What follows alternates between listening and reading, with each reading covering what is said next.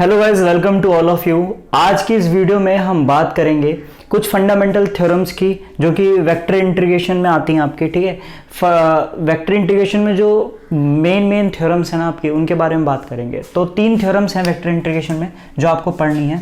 ठीक है, जो पहली थ्योरम है वो है अपनी Green's theorem. Green's theorem. Second है आपकी Stokes theorem. Stokes theorem. And third है जो आपकी है वो है Gauss divergence theorem. Gauss divergence theorem. ये 3 थ्योरम जो हैं वो हमें पढ़नी है। ठीक है, अब क्या है, बीएससी फर्स्ट ईयर में हमें ये 3 थ्योरम्स पढ़नी है वेक्टर इंटीग्रेशन में, और ये तीनों क्या है एग्जाम के पॉइंट ऑफ व्यू से बहुत ज़्यादा इंपॉर्टेंट है। अब इन तीनों में कॉन्सेप्ट किसके लगने हैं, वही जो इससे पहले वेक्टर इंटीग्रेशन में हमने सीखा है, लाइन इंटीग्रेशन, सरफेस इंटीग्रेशन और वॉल्यूम इंटीग्रेशन। अगर वो 3 चीज़ आपको अच्छे से आती हैं तो ये थ्योरम्स आपके लिए बहुत ईजी हैं। ठीक है, और नहीं आती तो आपको नहीं आएगी समझ में। तो मैं सजेस्ट करूँगा ये थ्योरम्स देखने से पहले आप लाइन इंटीग्रेशन, वॉल्यूम इंटीग्रेशन और सरफेस इंटीग्रेशन अच्छे से देख लें। ठीक है, तो अब ये थ्योरम्स में किस तरीके के क्वेश्चन आते हैं, ये थ्योरम्स क्या हैं, ये हमें समझना है। देखो, पहली चीज़ क्या आता है, जो बीएससी में इसके क्वेश्चंस आते हैं, 2 तरीके से क्वेश्चन आ सकते हैं। पहला कि यूज़ करो इसका, ठीक है, यूज़ करो, use the theorem. Use the theorem करके आएंगे कि थ्योरम का यूज़ करके इस क्वेश्चन को सॉल्व करो, या फिर वेरीफाई करके आएंगे। ठीक है, वेरीफाई करके आएंगे क्वेश्चन कि वेरीफाई दिस थ्योरम, मतलब क्वेश्चन दिया होगा और कहा होगा कि भाई इस थ्योरम को वेरीफाई करवा दो। ठीक है, या फिर इस थ्योरम का यूज कर दो। इस तरीके से आ सकते हैं क्वेश्चन। दूसरा डायरेक्ट क्वेश्चन आ सकता है कि प्रूव द थ्योरम। कोई भी एक थ्योरम को कह देंगे आप प्रूव कर दो वो, या फिर क्या कहेंगे किसी भी एक थ्योरम को प्रूफ कर दो। तो पहला क्वेश्चन क्या बनता है, यूज करो उस थ्योरम को, और जो भी न्यूमेरिकल दिया है उस थ्योरम की हेल्प से आप उसको सॉल्व कर दो, या फिर वो जो न्यूमेरिकल दिया है उसको वेरीफाई कर दो, मतलब एलएचएस और आरएचएस दोनों बराबर दिखा दो उस थ्योरम के लिए। और जो तीसरा टाइप, ये दूसरा समझ लो, या फिर क्या है, इसमें क्या करना है कि डायरेक्ट उस थ्योरम का स्टेटमेंट लिखना है आपको, ठीक, और उसका मैथमेटिकल रिप्रेजेंटेशन लिखनी है और फिर उसको वेरीफाई करना है, मतलब प्रूफ करना है उस थ्योरम को। ठीक, तो ये क्वेश्चंस आते हैं मोस्टली। अब क्या है, मेरे हिसाब से ऐसा है कि ये 60% चांसेस हैं आने के और ये 40%। ठीक है, तो ये दोनों ही मतलब इंपॉर्टेंट है इक्वली, 50-50 भी मान सकते हो आप। लास्ट ईयर अगर देखा जाए तो लास्ट ईयर जो बीएससी का एग्जाम पेपर था उसमें कुमाऊं यूनिवर्सिटी में तो वेरीफाई वाला आया था। ठीक है, और ग्रीन्स थ्योरम से आया था, और तीनों ही थ्योरम क्या इक्वली इंपॉर्टेंट है। ये नहीं कि कोई नहीं है इंपॉर्टेंट, क्योंकि ग्रीन्स थ्योरम जितनी इंपॉर्टेंट है उतनी स्टोक्स है, उतनी ही गॉस डाइवर्जेंस है। तो अभी तीनों थ्योरम्स को हम 1 बाय 1 देखेंगे, ठीक, और समझेंगे इन थ्योरम्स को। तो पहले हम ग्रीन्स थ्योरम देखेंगे इस वीडियो में, उसके बाद स्टोक्स थ्योरम, उसके बाद गॉस डाइवर्जेंस थ्योरम। और क्या होगा, हर इसमें मतलब हर थ्योरम को एक एक वीडियो में देखेंगे, और क्या देखेंगे, पहले प्रूफ देखेंगे थ्योरम का, स्टेटमेंट, प्रूफ, और उससे रिलेटेड क्वेश्चन कैसे आ सकते हैं। मतलब पहले ये वाला पार्ट करेंगे अपने कि प्रूफ करने वाला पार्ट आता है तो क्या होगा, और दूसरे में क्या करेंगे, यूज ऑफ द थ्योरम और वेरीफाई वाले जो क्वेश्चन आते हैं वो क्वेश्चंस करेंगे। तो सबसे मेन बात यह है कि आप लोग जो देख रहे हैं वीडियो, तो उसमें ये मत करिएगा कि खाली प्रूफ देख लिया और चले गए। क्यों? क्योंकि जितना ये इंपॉर्टेंट है प्रूफ द थ्योरम, उससे ज्यादा मेरे ख्याल से ये है कि यूज करना आना चाहिए आपको उस थ्योरम का, क्योंकि क्वेश्चन जो आए हैं लास्ट ईयर वो थ्योरम का यूज कैसे करा जाता है उस पर आए हैं। ठीक है, प्रूफ भी आए हैं, मतलब पिछले सालों में प्रूफ भी आए हैं, लेकिन लास्ट ईयर अगर देखेंगे आप तो वेरीफाई वाला क्वेश्चन आया था। तो जुड़े रहिएगा वीडियो में। ठीक है, तो अब देखते हैं ग्रीन्स थ्योरम क्या है और उसका प्रूफ कैसे करना है। ग्रीन्स थ्योरम हम समझते हैं कि ग्रीन्स थ्योरम क्या है। ठीक है, तो according to Green's theorem, if C is a closed curve which has the property, if C is a closed curve which has the property that any straight line parallel to coordinate axis cut C at most 2 points, ठीक है। तो मान लो क्या अपने पास एक closed curve सी है, एक है क्लोज्ड कर्व सी है, और इसकी क्या प्रॉपर्टी है कि कोई भी लाइन जो कि कोऑर्डिनेट एक्सिस के पैरेलल है, ठीक है, चाहे कोऑर्डिनेट एक्सिस के अपने एक्स और वाई, तो एक्स एक्सिस के पैरेलल कोई भी लाइन खींच लो आप, या फिर वाई एक्सिस के पैरेलल कोई भी लाइन खींच लो, या फिर एक्स एक्सिस के पैरेलल कोई भी लाइन खींच लो, तो वो क्या करेगी, इस जो ओवरऑल सी है आपका, इसको मैक्सिमम 2 पॉइंट पर कट कर सकती है, ठीक है। क्या कह रहा है, if C is the closed curve which has the property that any straight line parallel to coordinate axis cut C in at most 2 point, in at most 2 point. Here C जो है वो C1 और C2 से मिलकर बना है, यानी कि जो सी है अपना ओवरऑल क्लोज कर्व जो है वो दो कर्व से मिलकर बना है। पहला कर्व क्या है अपना C1 और दूसरा क्या है C2, इन दो कर्व से मिलकर बना है।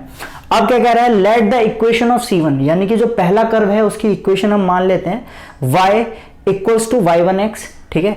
जो पहला कर्व है उसकी जो इक्वेशन आपको दी होगी वो मान लीजिए क्या है, y इक्वल्स टू y1x है। दूसरा यानी कि y as a function of x, ठीक है, जैसे कि आपको वो दे सकता है y is equal to x square दे देगा, y is equal to x, तो अभी क्या है, y is a function of x है। तो इनसे क्या मिल रहा है, दो कर्व हैं और उनसे क्या हो रहा है, एक क्लोज्ड कर्व बन रहा है। जैसे कि आपको दो जो ये है C1 और C2, y equals to y1 as a function of x and C2 is equal to y equals to y2x है।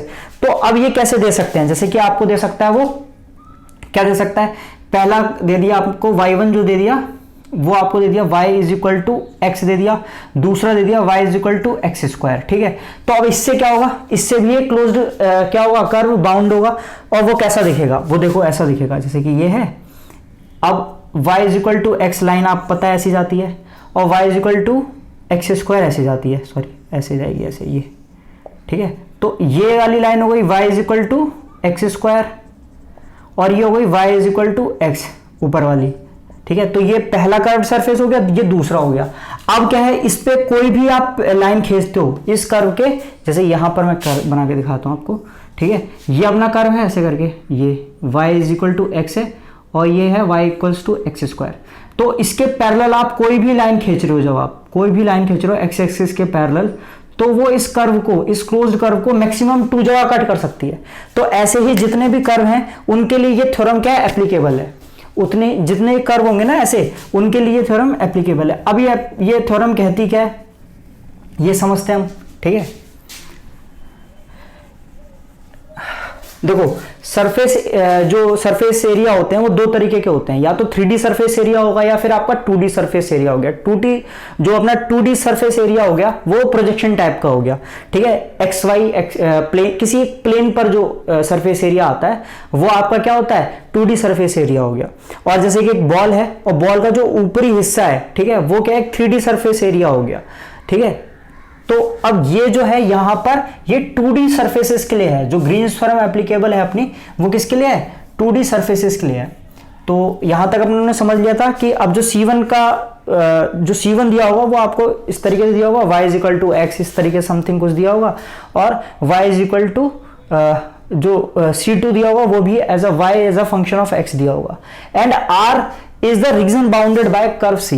अब क्या होगा, R क्या होगा, इन दोनों कर्व से जो एरिया बाउंड हो रहा होगा वो आपका क्या होगा, R होगा।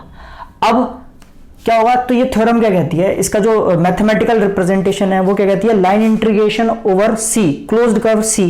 जब आप लाइन इंटीग्रेशन करते हैं, दो फंक्शन है आपको दिए हुए, f1 dx f2 dy। यहां पर जो आपका f1 है, ठीक है, जो f1 है वो फंक्शन ऑफ xy है, ठीक है, और f2 जो है वो भी क्या है, फंक्शन ऑफ xy होगा, इस तरीके से दिया होगा, ठीक है। आपको क्वेश्चन में दे देगा कि लाइन इंटीग्रेशन ओवर C करना है आपको, और यहां पर कोई भी एक फंक्शन दे देगा, यहां पर कोई भी एक ऐसा फंक्शन दे देगा, और उनको एक बार x के रिस्पेक्ट में लाइन इंटीग्रेशन करना है, एक बार y के रिस्पेक्ट में।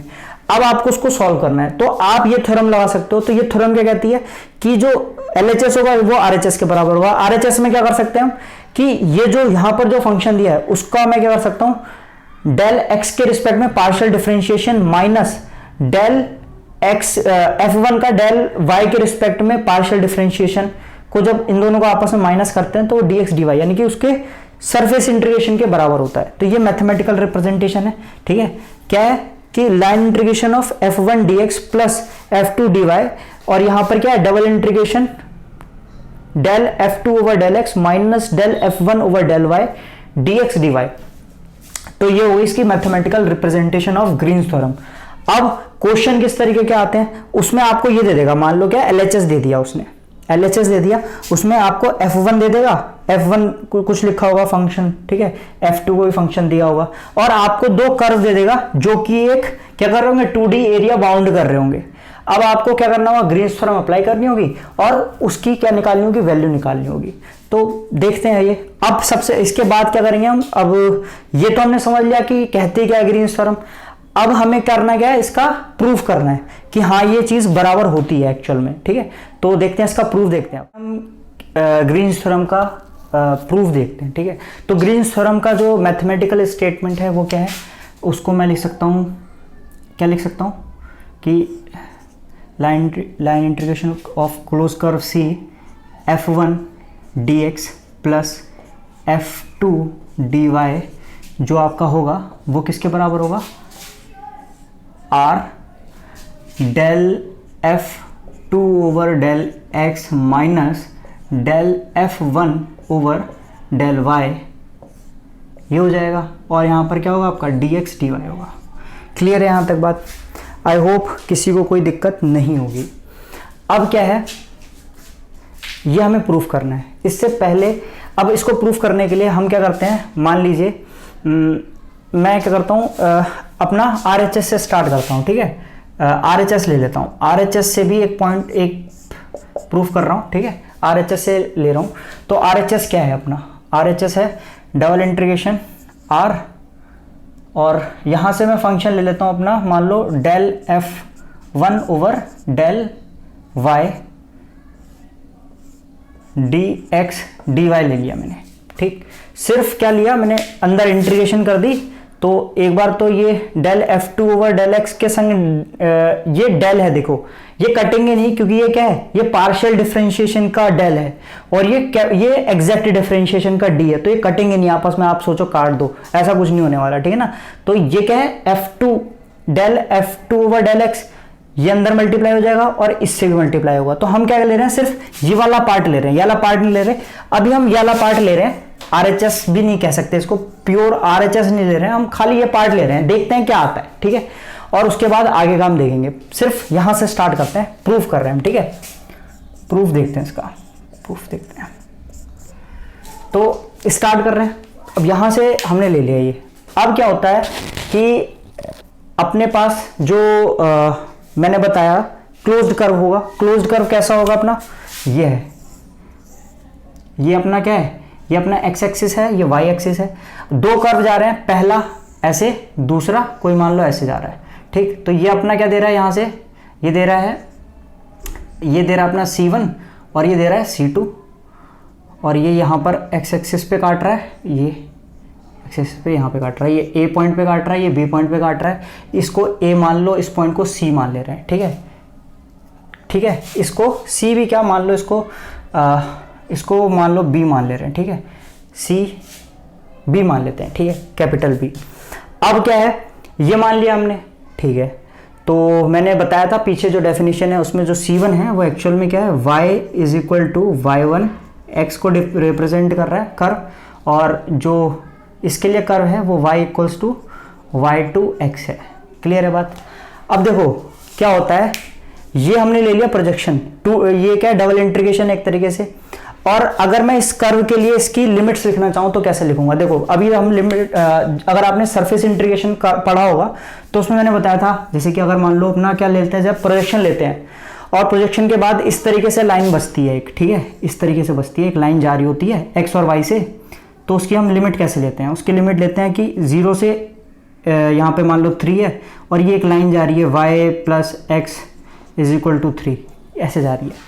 तो लिमिट कैसे लेते हैं, लिमिट ऐसे लेते हैं कि भाई इसकी तो एग्जैक्ट ले लेते हैं, x के लिए तो एक एग्जैक्ट लिमिट ले लेते हैं जो भी x की होती है, ठीक है। और जब मैं y के लिए लिमिट लेता हूँ तो मैं क्या करता हूँ, एक स्ट्रिप या फिर एक लाइन डालता हूँ इस एक्सिस पर, ठीक है, क्या y एक्सिस के पैरेलल। अगर मुझे क्या करना है, y के रिस्पेक्ट में पहले इंटीग्रेशन करना है, तो मैं y के पैरेलल क्या डालता हूं, एक स्ट्रिप डालता हूं, एक लाइन डालता हूं, और वो क्या होती है, जहां नीचे टच कर रही होती है, जहां ऊपर टच कर रही होती है, वही मेरी लिमिट्स हो जाती है, लोअर और अपर। तो अगर मान लो ये ऐसा होता, ऐसा ना होता, ऐसा होता, y x होता, और ये ऐसा कर्व होता जैसा ये है, ठीक है, तो भी कैसे लिमिट लेनी है, x की तो एग्जैक्ट लेनी है लिमिट, अभी भी x की क्या लेनी है, एग्जैक्ट लिमिट, तो जो भी a से b लिमिट है वो ले लो x के लिए, और y के लिए एक स्ट्रिप डाल दो ऐसे करके ऊपर से नीचे, तो जो हम नीचे टच कर रही है वो लोअर लिमिट, और y की अपर लिमिट क्या हो जाएगी, जो ऊपर टच कर रही है, ठीक है। तो अगर मुझे इस कर्व के लिए लिमिट लेनी है, तो पहली लिमिट क्या हो जाएगी, a से b x की लिमिट हो जाएगी, a से b क्या हो जाएगी, x की लिमिट हो जाएगी, ठीक है। और y के लिए लिमिट लेनी है, तो इस तरीके से एक लाइन डाल दी, तो ये लाइन नीचे कहां टच कर रही है, y is equal to y1x, तो लिमिट नीचे वाले की क्या हो गई, y1, ठीक है, x हो गई, दूसरे की क्या हो गई, y2x हो गई, ठीक है। क्लियर है बात, यहां तक कोई दिक्कत नहीं है, बहुत सही। बस ये लिमिट समझ में आ गई ना आपको, हो जाएगा क्वेश्चन, कोई दिक्कत नहीं है, ठीक है। अब क्या है, इसके बाद जो सबसे इंपॉर्टेंट चीज है इसमें, वो एक पॉइंट है यहां पर, ठीक है, कि फंडामेंटल थ्योरम ऑफ कैलकुलस,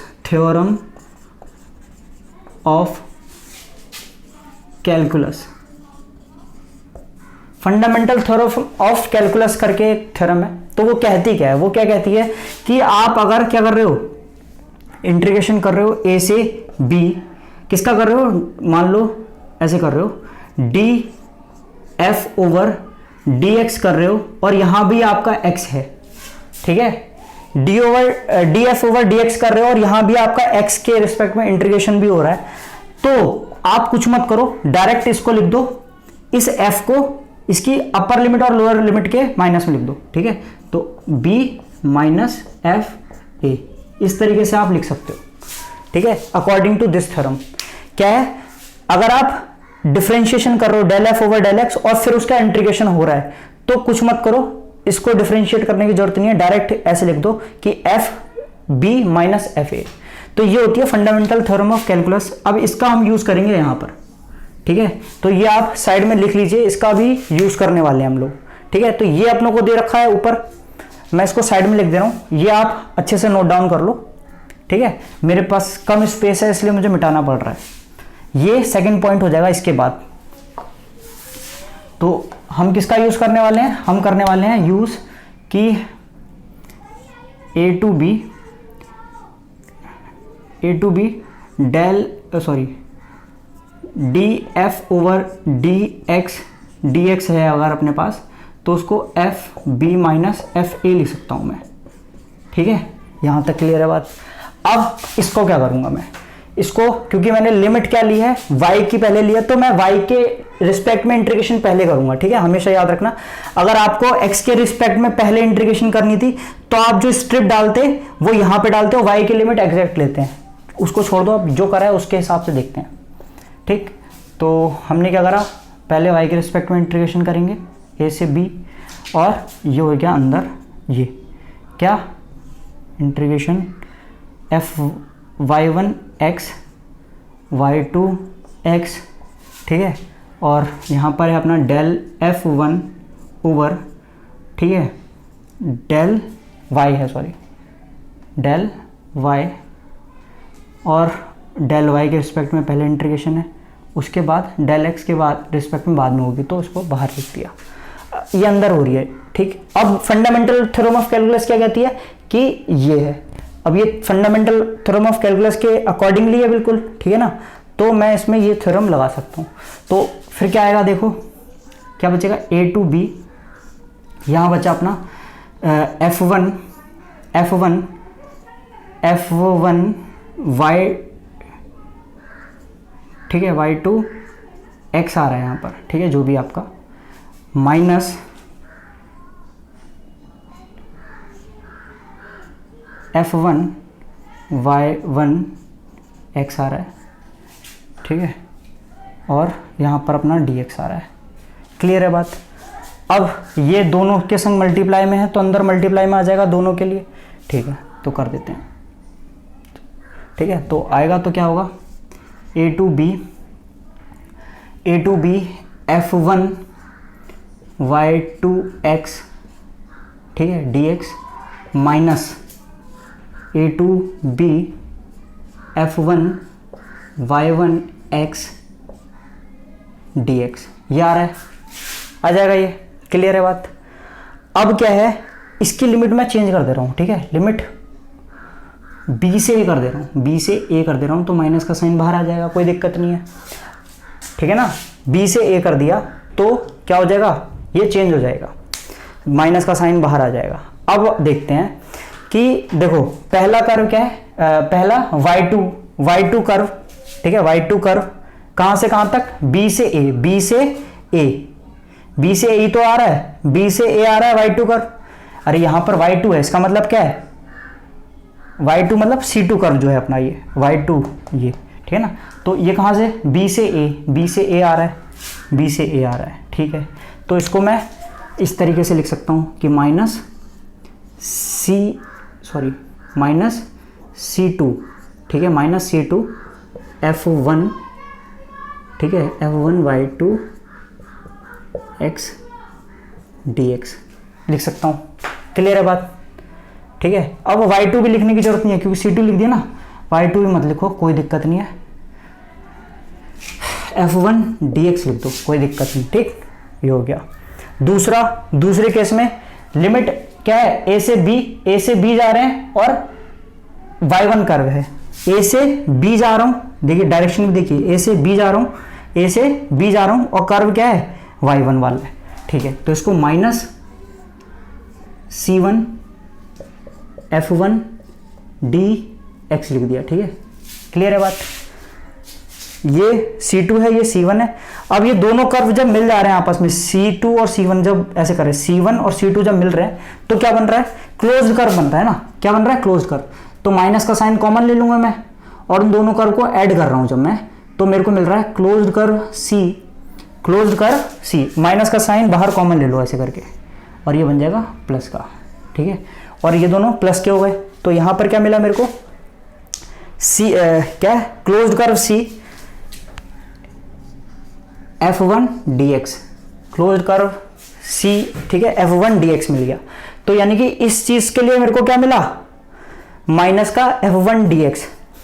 देख लो क्या मिल रहा है और किसके लिए मिल रहा है, ये था अपना R del F1 over del y।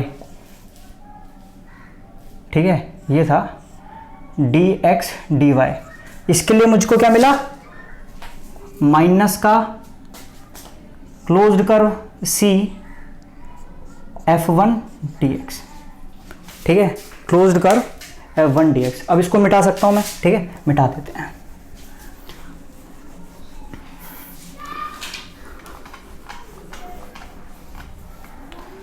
अब सिमिलरली देखो, हमें प्रूफ क्या करना है, हमें यही करना है, हमें प्रूफ क्या करना है, ये ओवरऑल प्रूफ करना है ना।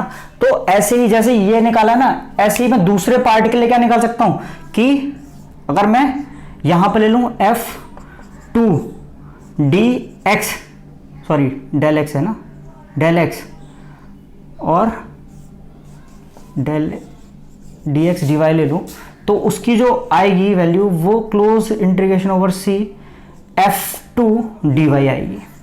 आप करके देख सकते हैं इसको। ठीक है, जब आप सेकंड पार्ट लोगे और इसको वही करोगे, आप फंडामेंटल थ्योरम ऑफ कैलकुलस लगाओगे, लिमिट ओमिट लगाओगे, तो ये वैल्यू आती है।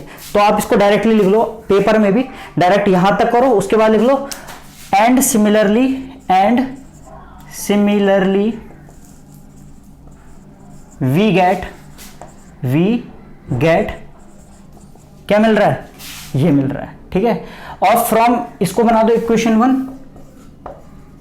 और इसको इक्वेशन 2 और लिख दो from equation 1 and 2। From equation 1 and 2 क्या मिलेगा हमें, देखो इसका माइनस का साइन इधर भेज दो, इसका माइनस का साइन इधर भेज दो। ठीक है, फ्रॉम इक्वेशन 1 एंड 2 जब इन दोनों को जोड़ोगे तो क्या मिलेगा, क्लोज कर्व C, इधर वाले इधर जो RHS में उनको इस साइड ले आ रहे हैं। ठीक है, क्या मिल रहा है, F1 dx plus F2 dy मिल रहा है, इसको और इसको जोड़ोगे तो f1 dx plus f2 dy मिल रहा है, ठीक है। और इधर क्या है अपने पास, ये है और ये है, तो इसको पहले रखते हैं, क्या है